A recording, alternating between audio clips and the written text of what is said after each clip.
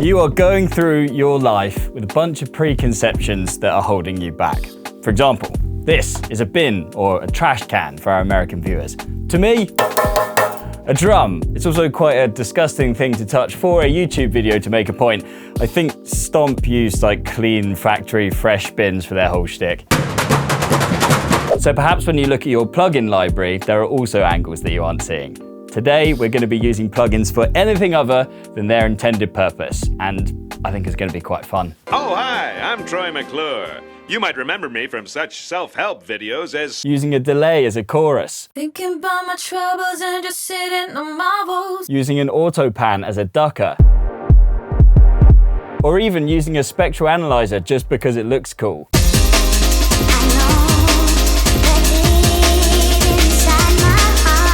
But we can take the idea a lot further, so let's get started with one of my favorites, using guitar pedals on anything other than a guitar. We've got a fairly clean dubby track going on here. Since we freed our minds. Let's process everything up using guitar pedals. Let's start out with this vocal. We've got Safari Pedals Camel Strip loaded up here. Here's one I made earlier. It's been time since we freed our minds. For context, this was a dry signal. It's been time since we freed our minds. Using a combination of EQ, spring reverb, compression, and input drive, we end up with a much more gritty feel, which is more fitting for that kind of classic dub sound. Next up, our sub bass. This time I'm going to use the Bull sub machine.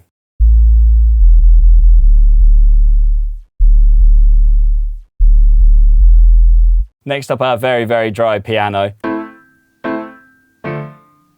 Definitely needs a bit more excitement going on there. How about this Ladybug lo-fi reverb effect?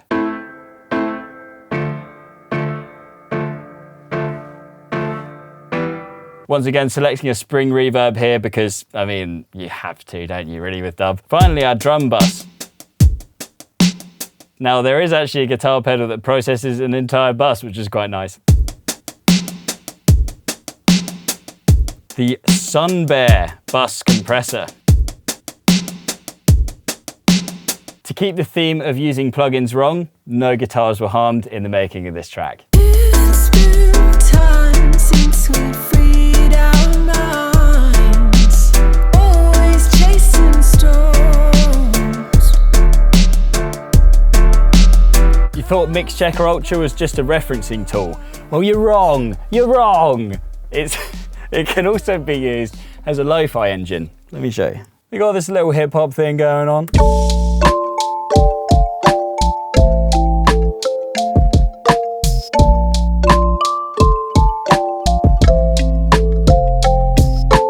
On these keys here, we can make it sound like it's coming from a phone. Make it sound like it's coming from a TV, a laptop. I'm going to go with phone here. Now, we're going to activate the noise.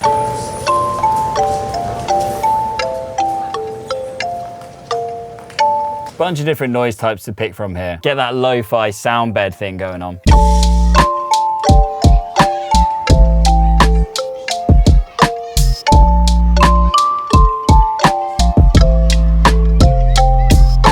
Another way of using Mixchecker in this way is to use it on your master bus. Just automate it on and off and you get brief bursts of that nice lo-fi thing.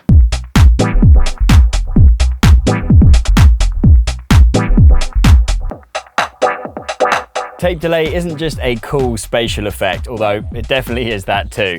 We can actually use it to make a riser out of any of the sounds in any of our projects. Let's pump up the feedback until it starts to self-oscillate. Then we can put up the delay time, which will bring the pitch of the delay taps up. You can get easy transitions between sections using elements that are already in your track. Moving close, take it slow.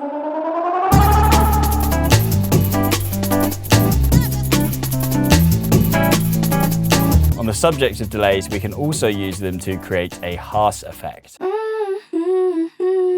Sample delays are great for this, although you can use any delay type. Simply delay one side of your stereo signal by about 15 to 40 milliseconds, something like that, and then make sure the left and right are hard panned. Now we get this nice precedence effect.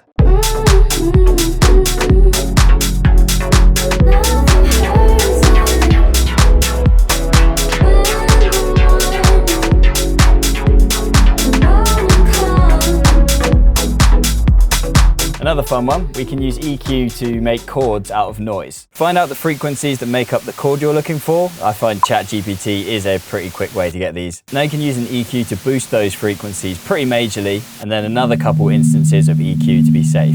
You'll still get a layer of subdued noise for like a nice lo-fi effect. Then you can bounce it in place and chuck it into your sampler, start to play something in.